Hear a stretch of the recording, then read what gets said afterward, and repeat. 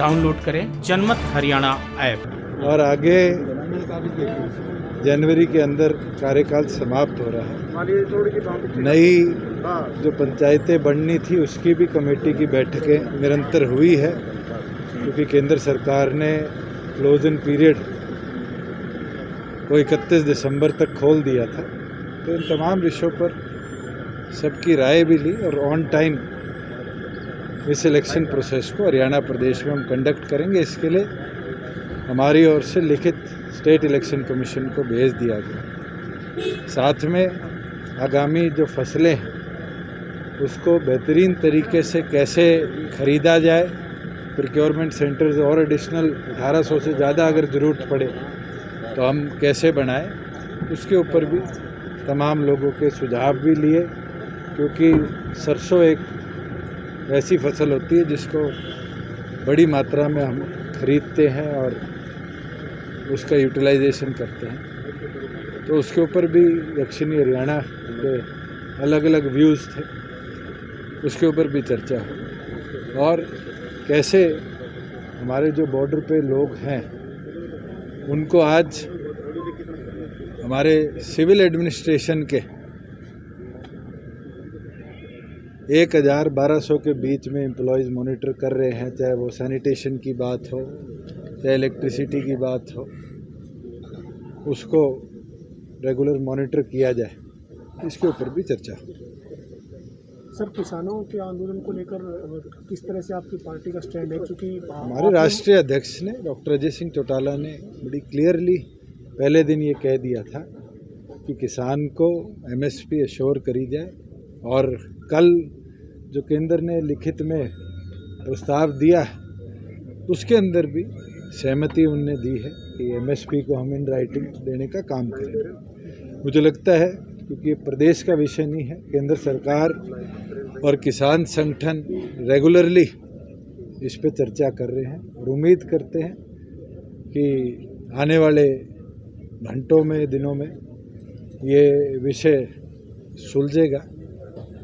प्रदेश सरकार की ओर से मैंने पहले दिन भी कहा था कि जब तक हम गवर्नमेंट में हैं, किसान के एक एक दाने की एमएसपी हम अश्योर करने का काम करेंगे। हरियाणा के विपक्षी दलों के नेता चाहे रणदीप सुरजेवाला है, भूपेंद्र हुड्डा है, सैलजा है, वो ये कह रहे हैं कि कुर्सी प्यारी है दुष्यंत चौटाला को या किसान प्यारा है, ये स्पष्ट करें, चूँकि गठबंधन के मैं तो भरोसे सरकार चल रही है। पहली सेकंड कर चुका हूँ कि आज किसान को उसकी फसल का दाम जो आज वो मांग रहा है एमएसपी पे तौर पे, जब तक मैं अश्योर कर पाऊँगा मैं यहाँ बैठूँ। जिस दिन मैं अश्योर नहीं कर पाऊँगा मैं सबसे पहले इस्तीफ़ा देकर बाहर जाने का काम करूँ। अगर आज भी किसी के कन्फ्यूजन है तो वो 7.5 लाख MT हमने बाजरा प्रोक्योर किया है। सर्वे हुआ है 55,000 MT और बाजरा किसानों के पास अभी अलग अलग ज़िलों से डीसीज़ ने लिखित में हमें भेजा है, उसको भी हमने कल क्लियरेंस दे दी कि हम प्रोक्योर करेंगे। आज इतिहास के अंदर इतने बड़ी मात्रा में कभी बाजरे की प्रोक्योरमेंट नहीं हो। स्टेट की बाजरे की कंजम्पशन 75,000 MT है, फिर भी हमारी एजेंसीज ने चाहे बाजरा हो, नरमा हो, दाल हो, मक्का हो, मूंगफली हो, चावल को छोड़ के ये सारी चीज़ें भी प्रोक्योर करने का काम किया है। और आगे भी जो हमारी अब फसलें आएंगी जिसमें सरसों और वीट तो बड़े स्केल पे प्रोक्योर होती है, मगर छोटे स्केल पे जो फार्मिंग करी जाती है उन फसलों को भी हम प्रायोरिटी पे परचेज करेंगे। विपक्षी नेता वो क्या कहेंगे सर, जो लगातार आपको लेकर बयानबाजी कर रहे हैं? इसका मतलब तो उन सबको चिंता सबसे ज़्यादा मेरी है। और मैं ये चीज़ पहले दिन से कह चुका हूँ कि अगर मैं एमएसपी दिलवा सकता हूँ, फार्मर को अश्योर कर सकता हूँ, तभी मैं यहाँ हूँ। चौधरी देवीलाल जी ये कहा करते थे, किसान की बात सरकार तभी सुनती है जब किसान की हिस्सेदारी सरकार में होती है। और आज उनकी बात रखना, चाहे वो केंद्र सरकार से रेगुलरली इन टच होने की बात है, हमारी पार्टी भी, हम भी कर रहे हैं। सरकार मिलकर प्रदेश की तरफ से भी सुझाव केंद्र को निरंतर दे रही है और उम्मीद करते हैं कि ये स्टैंड लॉक जो है ये जल्द से जल्द समाप्त है। आपसे जिस तरह से केंद्र की ओर से लगातार अमेंडमेंट्स भी की गई हैं और लगातार वार्ता भी की गई है, क्या समझते हैं लगातार? देखिए, मेरे समझने से आज फैसले निर्णय नहीं है। हम सुझाव दे सकते हैं। हमारी ओर से भी टेलीफोनिकली तीनों मंत्री जो कमेटी में थे उनसे भी मेरी चर्चा हुई है, और भी नेताओं से चर्चा हुई है जो इस पूरे प्रोसेस को रेगुलर मॉनिटर कर रहे हैं।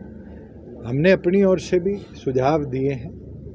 फार्मिंग यूनियंस के जो लोग बैठे हैं उनने भी अपनी ओर से सुझाव दिए हैं। केंद्र ने भी बारी बारी बुलाकर उनसे चर्चा करी है, और मुझे पूरा विश्वास है कि जल्द फार्मर्स इस बात को समझेंगे।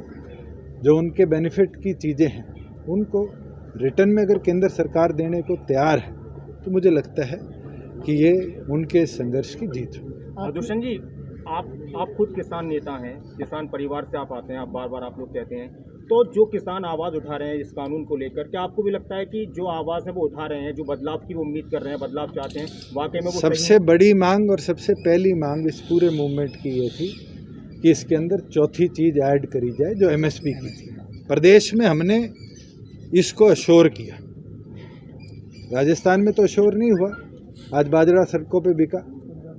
पंजाब में नहीं हुआ, पंजाब के तो मुख्यमंत्री ने किसान को प्रताड़ित किया, ना वहाँ खाद पहुँच पाई, ना वहाँ पर बीज पहुँच पाए।